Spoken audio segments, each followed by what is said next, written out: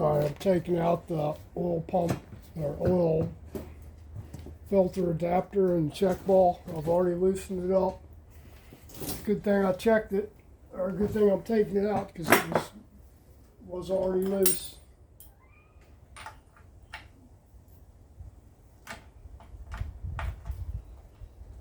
So it's just a 7/8 socket. They're usually a lot tighter than that. I mean, I just barely put the ratchet on there and it just started spinning, so.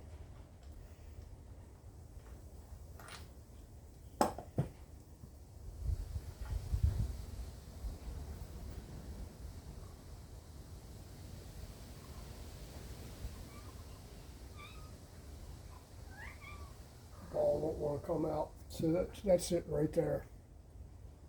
And there's a ball behind there. If I can get the ball out. Might have to hit it with some air.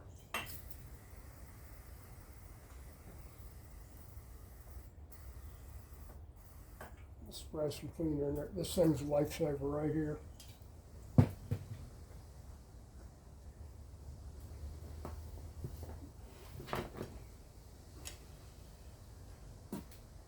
I don't know if you noticed, but the price of brake clean parts cleaner is outrageous. I can buy a gallon of lacquer thinner, which is what I'm using in here, as cleaner, and it's a hell of a lot cheaper.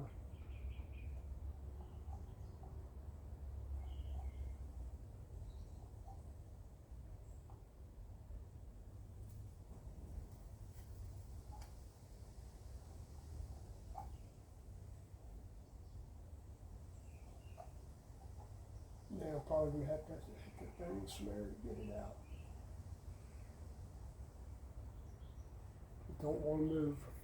I mean, it's moving, but it don't want to come out past the threads.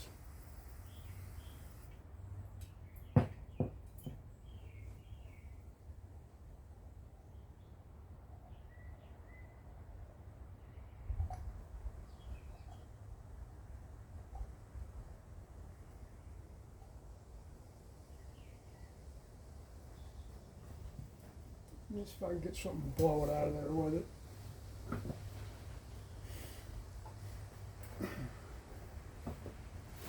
Got too much crap in this thing. It's damn windy and raining outside. And barely got enough room to move around in here.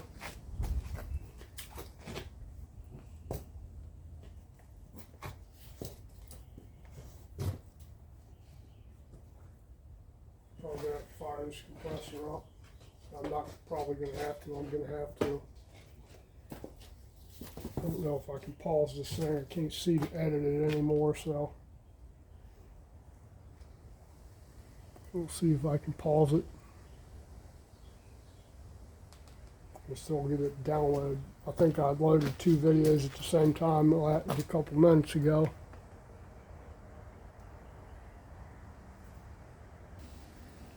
All right. I think I got it now. Just need to make sure this damn phone's on here. Seems to be. Took a couple minutes to get it out of there. I just had to blow through the passages with some air to get it to come out.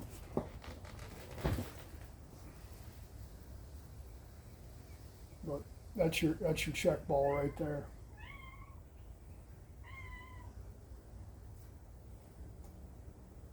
That's what keeps oil from draining out of your tank. So this just seals up against the back of the adapter here. Just like that. And that's the only thing that keeps your oil from coming out of there. So you need to check the surface of this ball really good.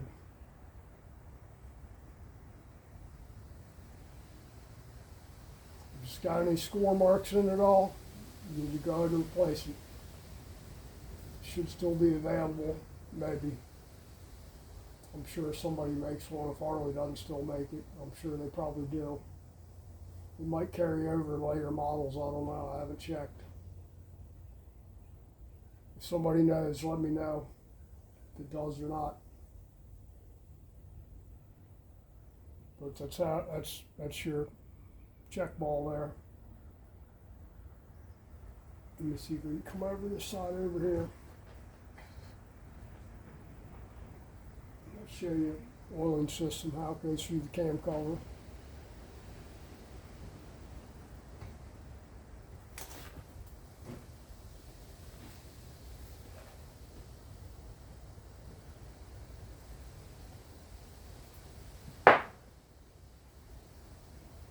This is my little parts washer over here.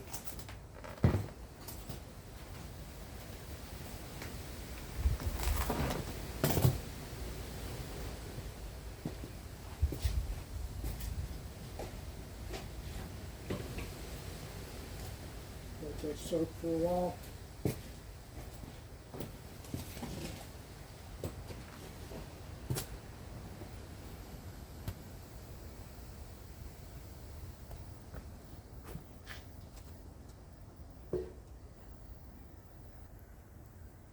All right, let's try that.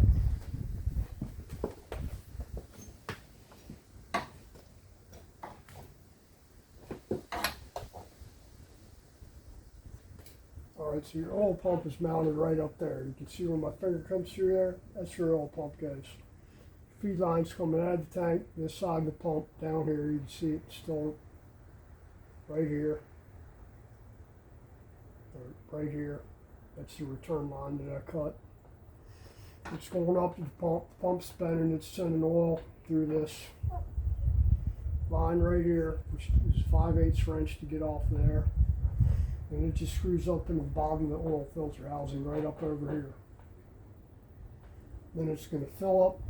The check ball's going to stop it.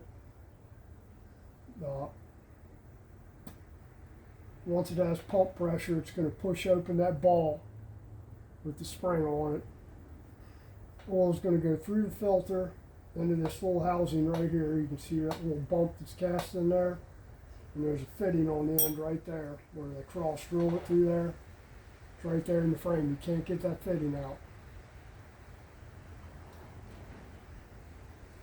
It runs through here, straight into your lifters, feeds the lifters first, comes through this channel here and goes through the cam cover down into the end of the pump here. That feeds the crank. Oil goes through your lifters, up through your push rods, into the rocker arms. Oiling the rocker arms. Any oil that falls down in the crankcase here, into the crankcase side, there's a little mini sump down here with a hole at the back of it that's drilled into the side, so any oil in there is going to suck back through the pump on the return side and go back through this line here back into the tank. Also, any oil that falls back into the cam cover now is going to suck through that port on the oil pump right here and get sucked back into the tank too. Now, what I used to do to keep the bottom ends from filling up with oil on race stuff was I'd drill and tap the heads for a couple of fittings and then run the fittings down into the cam cover here and put like two lines, one off the back, one in the front, and I block off the drain holes through the cylinders so you're not filling up the crankcase with oil. And since they did the pump over here with the pump body on there, any oil you direct back in here is just going to feed up through get sucked up through the pump body, through that little port and the pump at the top here, and suck the gear case dry. It's a neat setup. It's good for race bike stuff, not so much for street stuff really. You don't need to go through all that hassle. Looks cool though when people always ask, what are those oil lines coming out of the cylinder heads? And you do them right over the side here, so they go like straight out this way. Or I think I did the front one at like a 45-degree angle off the front, and the back one straight back like that. or maybe he did it back in 45 too. I can't remember exactly. It's been a long time ago since I've done one. Been at least 25 years since I've done one. Probably longer than that. Probably more like 27 years. Did a few of them here and there. But that's it for your oiling system. Yeah, we'll go through the pump real good, clean it. Put it, and when I go back together with this, I'll do a video of fitting it up here, aligning the pump with the gear. I'm really surprised that pump looks really good. This thing having 67,000 miles on it. This bike's wasn't motor-wise in good shape for having that amount of time. You do have to put a clutch in it though. It's stuttering a little, slipping a little bit once in a while. Or it was. I'm sure it still is because we haven't fixed it. I just adjusted it. And it was still doing it, so we'll have to do that. Even the cams looked really good. Had it, like I said, aftermarket cams in it, and we bought this bike salvage, so don't really know when they were put in it. Don't know anything about it.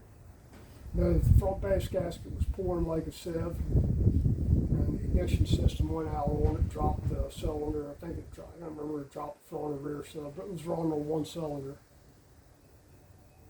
And while I had the top end off, I wanted to pull the cam cover off and just look to see what cams it had in it, because you could tell it running. It had cams in it. Had more power than a regular 1200, and it didn't sound like a regular 1200 at all. Had a little thump to it, a little thumpity thump.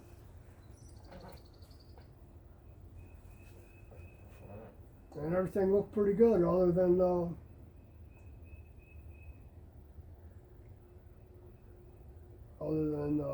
pistons. Everything was pretty carboned up, and the valves, like I said, the valves were toast.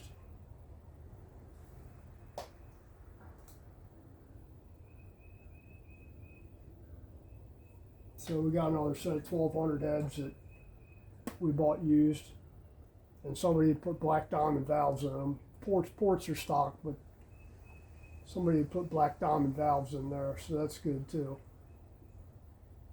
And they look like really low mileage units.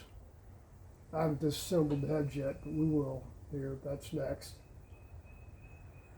Wait for the guy to get back on me to see if he can cut the cylinder bases so I can get the deck heights right on. I still got the front cylinder mocked up there. Got a piston in it with no rings and no base gaskets on there with it bolted down here and over in this side here. We'll see what's going on with it. This thing rode pretty straight. Notice when I pulled the rear fender off that two fender supports are bent a little bit to the right there, which is this thing. This whole front end was cocked on this thing. Fork tubes were, front wheel was kinked like that. I mean, it had a big kink in it, so he hit something pretty damn hard, and the fork tubes were all kinds of bent. Actually, one of them was broken. But it didn't hurt the trees any.